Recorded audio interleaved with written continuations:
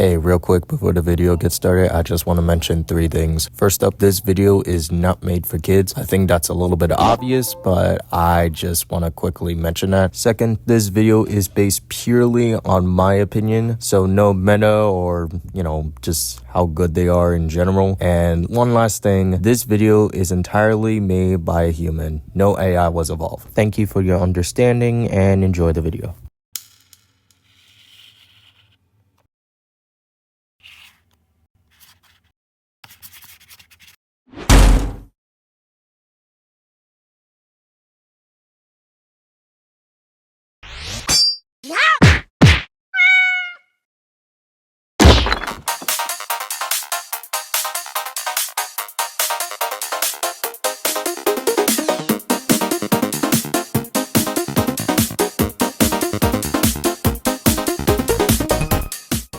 Beat Street is a beat 'em up game exclusive to mobile devices where you punch, bash, and plow against all kinds of foes.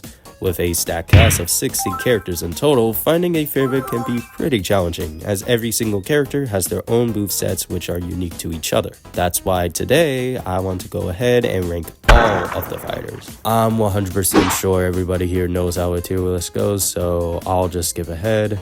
However, there are a few things I want to mention before ranking them. First, we'll be ranking them based on only their moveset, so no stats, trophies, and items will come to play. And 2, we'll do it based on how the game organizes the roster, so that means we'll start off with Lee to Zoe, besides a few exceptions though, but we'll get to it later down the line. So yeah, let's talk about this little squirt. Hey, quick editor's note here. I completely forgot to mention this, but sometimes I name them a little bit differently than how they're named, and it's because it's a personal headcanon of mine. And it's simple. I just refuse to believe this is their actual birth name, and I just think it's Nate. That's all. Just wanted to give it the heads up, and yeah, onto the video. Leo. Oh, Leo. He's alright. Lee is one of the very first characters you unlock the very moment you open Beat Street for the first time. And because of that, he's made to be more so of a beginner character, meaning his moveset is plainly simple and very generic, like his punch, jump, dash, and charge, and even his super move. All of these moves don't have anything that makes Leo interesting or unique. Heck, even his design is kinda generic. And the fact that he kind of looks like Ness from Earthbound. That being said, Lee is far from being the worst. Leo does a good job at what he does best. Punching random shit. No, seriously, that's all he can do. Yes, his jump and dash as well as his charge are all good, but most of the time you're just going to be using his punches. Not because his other moves are inferior, but mainly that's what he kind of thrives at. So while Leo might be a bit basic, he does what he needs to do, introduce the player to the world of Beat Street. Now, when it comes to ranking, it's kinda a little hard, because necessarily he doesn't have any advantages, but nor does he have, well, any flaws for that matter. I'll just end up putting him on C tier instead. I think C tier is a good spot, right? Because that means you're decent, or whatever.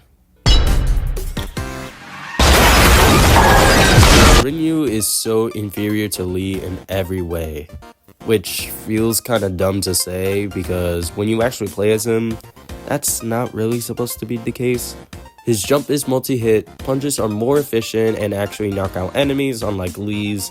His dash is slightly powerful than Lee's, and his charge, actually it's just near identical to Lee's, and I don't know why So with that in mind, how come he's bad at all of them? Like every single one, how is he bad? His punches do a good job at being, well, punches, but it's the range where for some reason it's a bit disjointed, which is fine, and it's not like melee marsh levels of range. But it could create a bit of confusion and overestimating his range.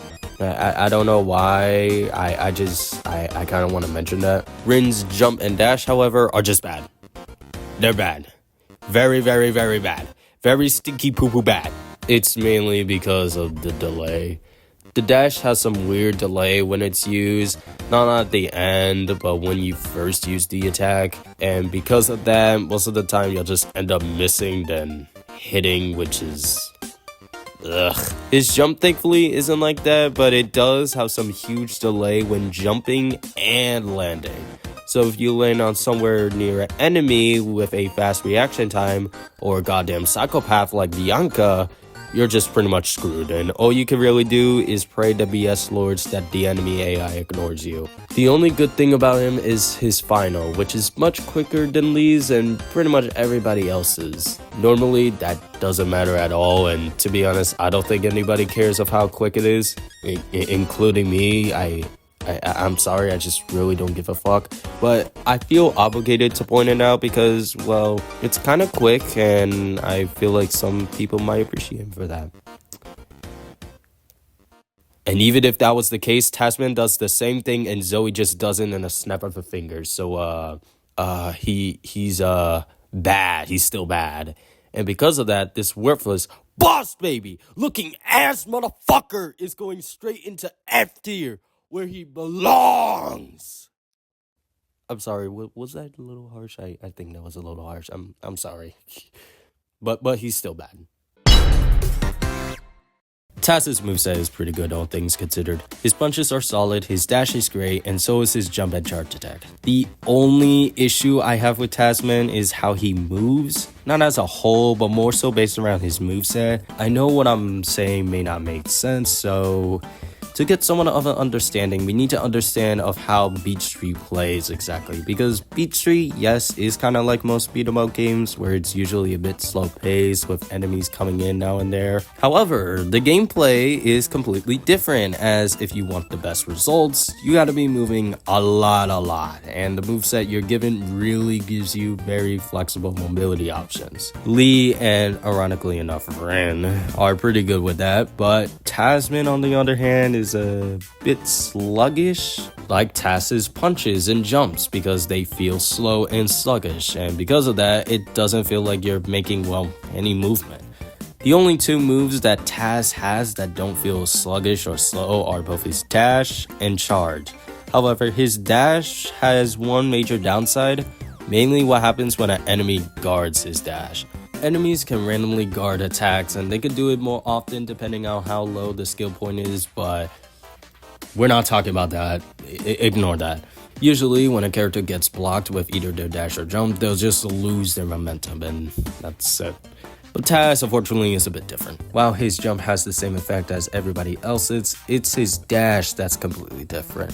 As if the enemy guards his dash, instead of stopping off his momentum, like, well, most fighters, he instead continues the momentum, but in the opposite direction. So he basically gets bounced off away, and considering how sluggish he could be, it's going to be a bit of a struggle to quickly get back to the ring without using his jump or charge. However, despite what I said about Tasman, one thing that he's good at is being consistent, accurate, and, well, just better than Rin. So that's already out of the way. But what about Leo? Because Rin is terrible than Leo, so... is Tasman better? Duh. It's a big fat yes. Yeah, that's really it. I don't have anything else to say other than the fact that, yeah, Tasman is good. So, yeah, BT he goes. Now we're getting into the later game characters, and Valentino is going to be our first subject. And I'm just gonna say it, Val's not good. Like, at all. In fact, she is far from good.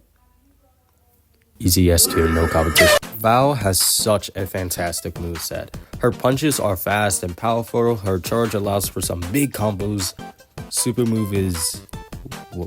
whatever. But that's okay, most super moves are just whatever. Dash is alright, I guess, and her jump has delay. And that's fine, I mean, whoa, hold up, rewind.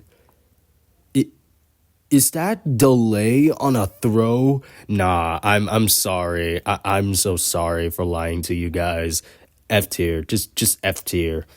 horrendous. Yeah, truth be told, Val isn't exactly the greatest as some people would want to believe, including myself. I was a victim of this, and thankfully I know better. Her jumps does have some delay when landing, but that's fine, as most of the time jumps are going to be used as an escape rather than like a main sort of attack, besides like, I don't know, like a few times. Although there is a possible chance that an enemy can guard your jump, which loses not only your momentum but also the delay that you have to deal with, which means enemies have so much time to decide whether or not to kill you, especially a special someone. Ooh, Bianca, you bitch. Although, again, it's a possibility, so we do not care about those. There's one last thing I want to quickly note, and that's Val's moveset in general is pretty sluggish compared to somebody like Leo and Rinyu and heck, even Tasman.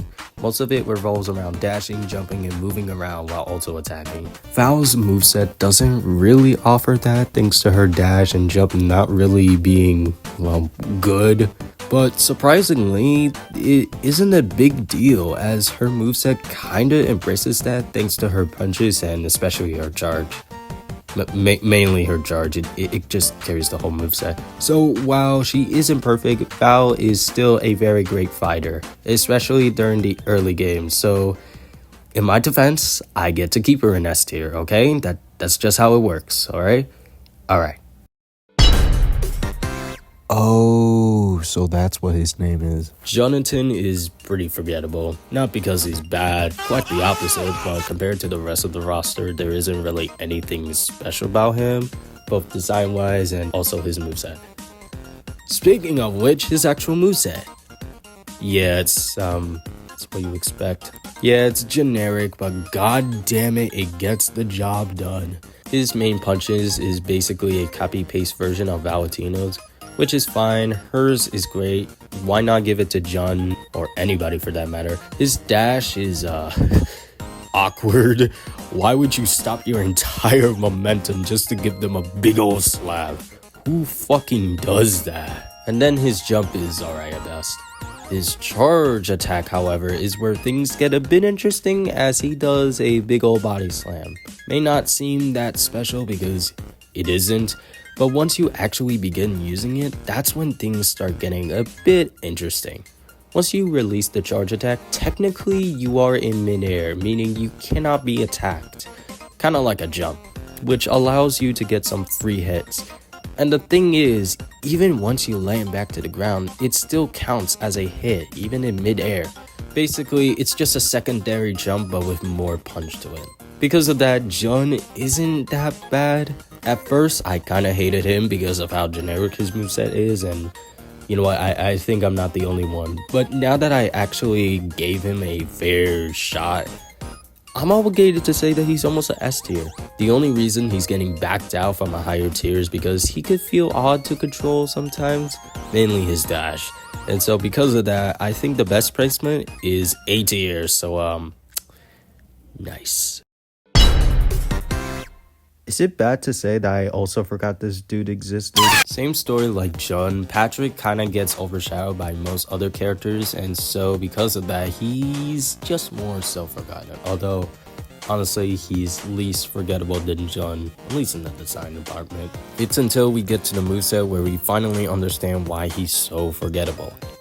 Because it's just a goddamn nothing burger. To be honest, it isn't bad, but just more so mediocre. His punches are great. His final one is multi-hit, which I guess is fine, but compared to most others, especially the previous two, it just seems a bit lacking.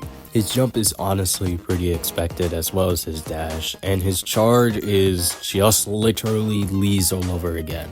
Yeah, see, that it's literally a nothing burger. One positive thing I will say is that his moveset allows for much more mobility options than the previous two fighters, but other than that, there's nothing more I can say. It's safe to say that he isn't going into S tier or A tier.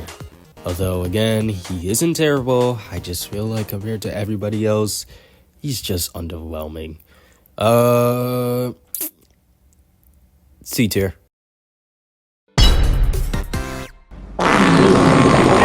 Okay, I don't really have a joke for this one because, well, I can't really think of any good ones, but I do kind of want to mention how hard Anna was robbed. Like, seriously, she was in so much goddamn promotional material. Heck, even the goddamn title screen, she's already kicking ass. And what does Anna get in return? Nothing. Not even her own challenge, even though the rest of the characters from day one got their own. The only thing she got is being a late game unlockable and looking like this monstrosity. Seriously, this is not a girl. This fucking disgusting creature is not her.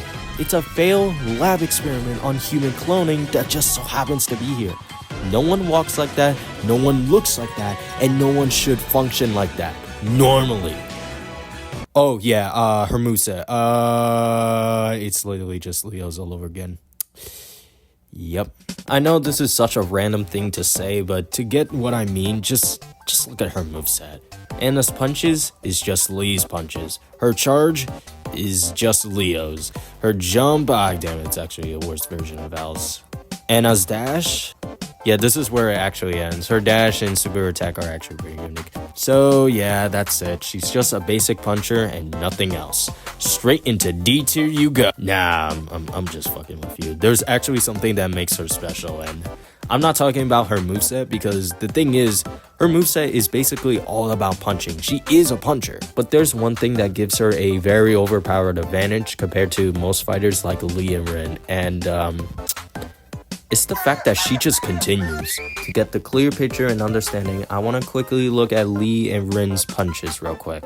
Leo's punches are pretty straightforward, and while you could endlessly just do it, the final blow doesn't necessarily launch the enemy, and so because of that, you can't endlessly punch as, well, they could just cancel it, especially if it's a big one. Rin is also kind of the same to some degree. The only difference is his punches knock out enemies, which can stop some from just basically canceling it. However, Rin's punches isn't exactly as fast. I mean, they are fast, but just not as fast. So again, you can't endlessly do it, and you know, that makes sense because his entire moveset revolves around moving, so yeah. Anna does not have all those problems. In fact, it's cranked up to 9,000. Because normally, when it comes down to fighters like Lee and Rin, you can just punch continuously but not endlessly, as again, those disadvantages plus playstyles really limit of how much you can punch. Anna does not fucking care. After she does the final hit, she instantly gets back up in a snap of a finger and repeats. And because of that, you can beat the everlasting shit out of the enemies as your heart contents. Also top with that with her dash and charge, which are pretty useful when it comes to hoarding enemies, and yeah, that's it, you win. She mainly does best in small spaces like elevator levels. Seriously, have you seen her in action in those types of levels? It's disgusting. But even in big space levels, she will still be able to whip everybody's ass with ease. So yeah, she's really great. Anna is still a puncher, and because she is a puncher, I can't put her any higher because I find those types of characters to be uninteresting. However, again, she is 10 times better than both Lee and Rin, so you know what, how about B tier? Is B tier fair enough? Right? B tier, because that still counts as being good, right? Yeah, okay, cool.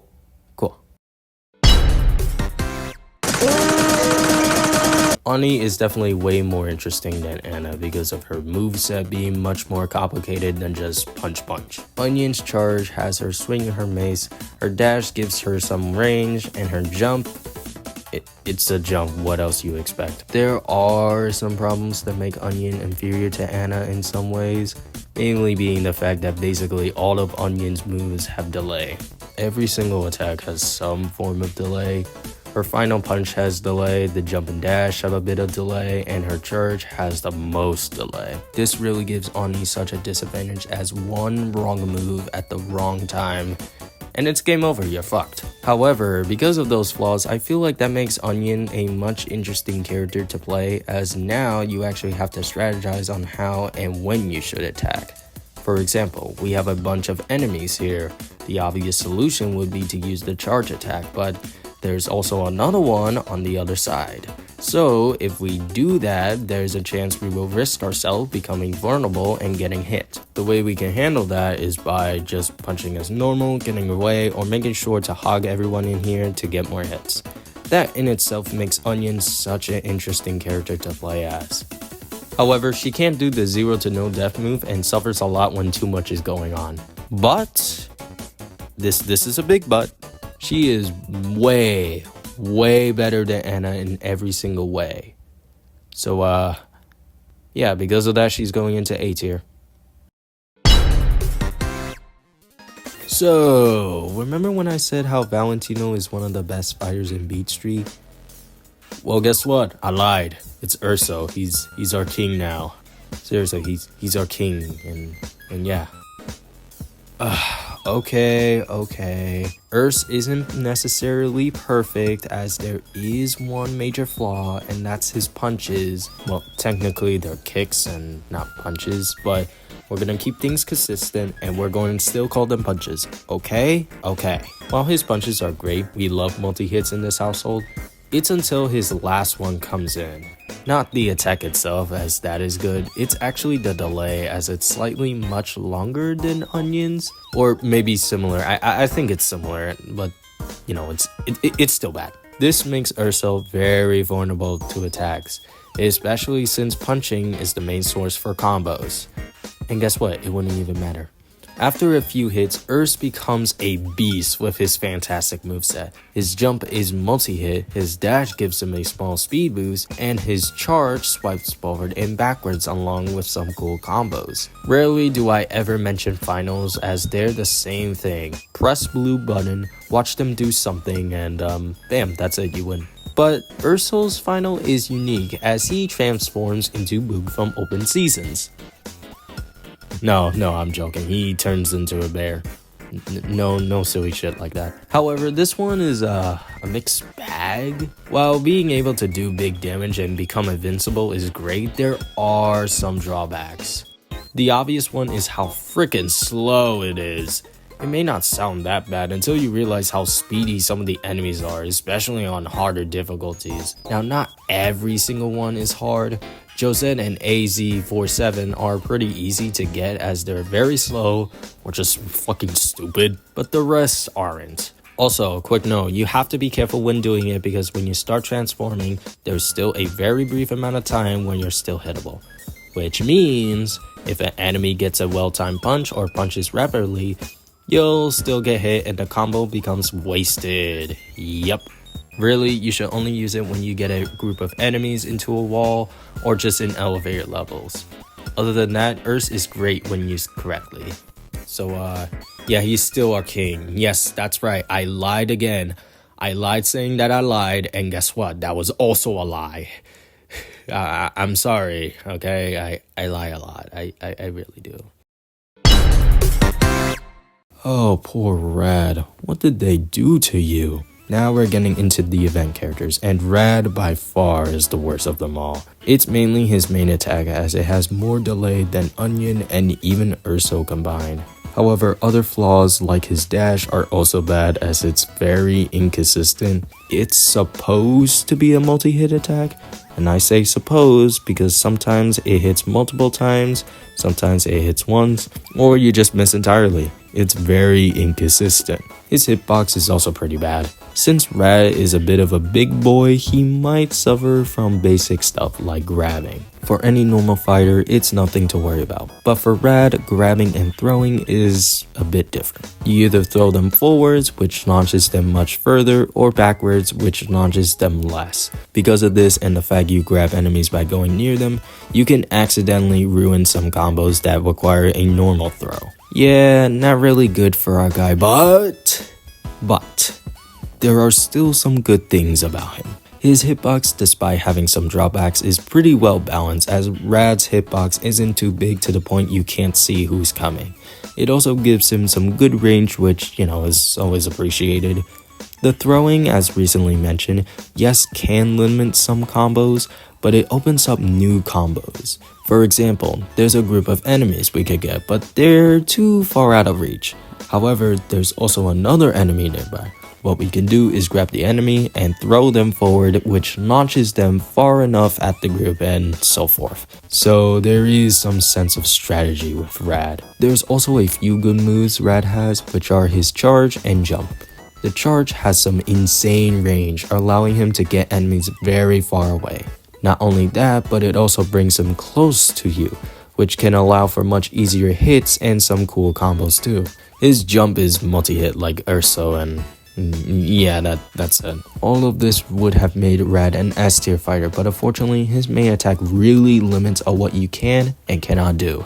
Despite all of those flaws, he's going into D tier. Not because I feel bad for him, but compared to Ren, he's still a much interesting character to play as.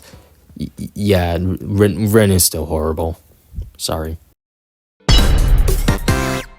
Who names their child after a form of user interface? My god, her parents are dicks. Anyways, going back in topic, Guiney's moveset is actually pretty amazing and honestly one of the most underrated fighters ever. I feel like people, assuming they are in the fandom, don't really seem to care for Jiu. Not because she's bad, not in the slightest bit, but compared to Rad and Zoe, she kind of feels a bit generic. Which, you know what, I guess it makes sense. She kind of looks generic, but she's still really good. Her moveset mainly focuses all around range. Pretty much all of her attacks, except the jump is the jump, have some form of range. Her last main punch gives her a pretty large distance compared to most punches. Again, I know this isn't technically a punch, but we're keeping things consistent and we're gonna still call it a punch. It also counts as a hit on the backside too, but really it only works on Radley clones and super close attack enemies. It doesn't work on big enemies or enemies that have range, so it's still good. Moving forward, her dash is just a slightly nerfed version of Erso's, where Guiney gets a small boost when she uses her dash, except unlike Erso's, hers is very tiny and doesn't really have that same power as Ursa's dash. However, it's for good reason because her range, as expected, is pretty big. Her charge, however, is where Guiney truly shines, as not only does it have a humongous distance, but it's also multi-hit. And unlike Onion, for example, who has a multi-hit attack, but it takes a while for it to restart, Guiney doesn't have that. So you could just spam as your heart desires, and that's just beautiful. One last thing to know, and again, rarely do I mention final attacks, but her final also does give her some range, at least when it comes down to an actual radius instead of just, well, a straight line like most finals. It's also the longest out of all of them, but I'm pretty sure nobody gives two flying fucks about it, so yeah, now you know. Guiney's moveset is generally one of the best out there. However, there are a few problems, and surprisingly it's actually her range. This is going to sound a bit dumb, but sometimes her range can feel a bit weird.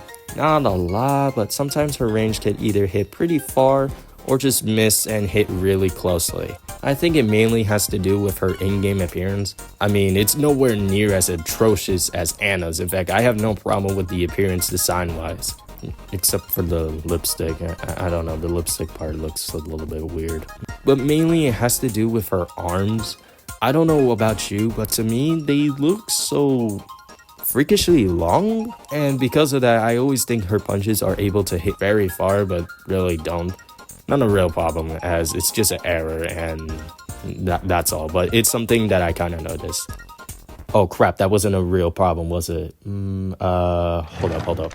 There is a flaw. I know there is. Just give me a second to think. Oh yeah, her charge is only a straight line. Therefore, enemies that aren't in a single line can't be hit. Yeah, I think that counts. Let me see if there's any others. Hold up. Well, damn. I guess that's it. She's just pretty much perfect. That's pretty much it when it comes to Guiney. Yes, she is kind of a gimmick sometimes, but range being her gimmick as well as other stuff combined make her a fantastic character. Yeah, this is a S tier. No competition. For real this time. No competition. Where's Bo? Ah, there they are. Zoe and Poe is honestly a mixed bag for me. Not because their moveset is bad, in fact it's actually really good. Their punches are honestly by far the best as they allow for much more fun combos. The dash is multi-hit, and while it isn't as good as Erso's or Guiney's, it's still generally a great dash. The jump is a jump, and their charge is a great move when attacking multiple enemies. All these factors make Zoe and Poppy an overall great fighter. Except there's one big problem. Literally. Remember when I said how Rad isn't too big to the point where he can't do basic things without struggling? Well, you're gonna find out why size is a problem. Zoe and Poe are absolute units. Like, have you seen them side to side with other fighters like Lee? They're disgustingly big. This cracks every problem Rad had to 9,000. 9,000. I'm not even joking. The throwing is even more consistent, the hitbox is all over the place, enemies can sometimes sneak attack you if you aren't paying attention. All of these factors make Zoe and Poppy feel like a mess to play sometimes. If it wasn't for their moveset, they would have been in F tier, not worse than Windows. So while a great moveset and all, their size really gives them a huge disadvantage. Might be because I don't like playing big characters in general, but you get the point. B tier. And that's it. That's all of them. No more characters. That's all of them. All the characters in Beat Street. There's absolutely no one left. Re-rank them all. No one. Just no one. Like, come on, there's literally nothing else. What else is there for me to rank? Oh. Right. Those guys. Okay, so remember when I said there was an exception? Well, this is one of them. I'm gonna be honest, at first I didn't want to do them since I don't really consider them canon, nor do I have really anything interesting to say. But mainly, I know damn well someone in the comment section is going to say, oh, you forgot Soul, Jet, and Soldier Boy. This is the worst video ever. 0 out of 10. Shut up. Shut up. Okay? I'm only doing this to make you guys happy, alright? So that way you can shut up, alright? Alright. Good. So we're just gonna quickly rank these guys because I don't really have much to say about them that hasn't already been said. So here we go. Soldier Boy. Soldier Boy isn't really that special to me, not because he's bad or anything, but more so just because of how uninteresting he is. He's made to be purely an overpowered pay-to-win character. I mean, he literally does a jab punch. Do you really want any more evidence that he's pay to win? The only thing really interesting about him is his charge, as once he does his charge, he'll jump up to the air and then slam back down. While the jump does do damage, the slam also does much heavier damage, which gives some strategy on whether or not you should use your charge to either get an enemy coming straight after you or clearing out an area. Other than that, there's nothing much else I can say about him, but because of his charge, he's going somewhere in B tier. Soul and Jet. Normally, I'm not really the type of guy to play with these guys because their whole gimmick is pay to win shit, but thanks to the everlasting event grind, I was able to try them out, and yeah, I was right, they're mindless as fuck. So it's just another punch to win type guy. Jet, while he does have a few interesting moves, he's just pretty lackluster. One thing I would like to know about is his charge. Jet launches a shuriken, which is like a projectile, but a lot of times the hitbox is very inconsistent. Sometimes it will hit, sometimes it doesn't, sometimes it looks like it did, it doesn't, and then it does hit. I don't know, it's very confusing. Honestly, I'm obligated to put them in F tier, but, you know, they're not as bad as Rin because they're, you know, functional. Yeah, how about D tier? I'll just give them the D tier treatment. Okay, now everyone is done. Despite everything I said, this is my personal opinion and not based on how good they are. It's more so how unique and fun they are to me because really there isn't a quote-unquote meta due to how the game is designed. And that's what really makes these characters so memorable and special. There isn't really anything in terms of meta. Instead, it's based on you and your personal taste. You may not like them all, but there's definitely at least one that you like. Granted, some characters are going to get overshadowed or suffer from power creep, but even then, most of the characters aren't getting overshadowed because they're just inferior, but more so because the other one is fun. That in itself is what makes Beat Street really special, and to that I have to say, that's pretty cool. The figures, items, and enemies, however, are very unbalanced. I do have to admit. Like, seriously, they're very unbalanced. Holy shit, nerf Bianca. Ey, ey, ey, estoy de vacaciones. No me venga usted a tocarme los balones. Ey, ey, ey, déjeme tranquilo. Ya te dije ayer que no quiero estar contigo. Ey, ey, ey, estoy de vacaciones. Deja por favor de comerte mis melones. Ey, ey.